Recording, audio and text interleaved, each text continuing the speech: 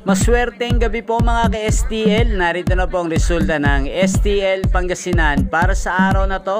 Third draw, November 7, 2024. Araw ng Huwebes. Naway ang mga natayaan nyo pong mga numero kanina ay manalo nawa ngayong gabing ito, 8:45 PM. Kaya kunin nyo na po ang inyong mga tickets. Narito na po ang resulta.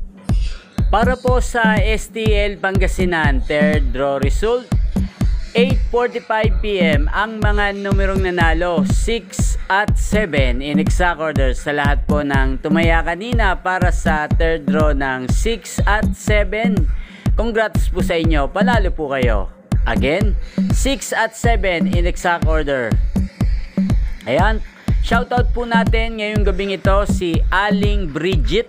Aling Bridget, shoutout po sa inyo. Sana po nasa mabuti kayong kalagayan. Ayan po, inyo pong napanood ang resulta ng STL Pangasinan sa channel na to, Roderick Hernandez TV.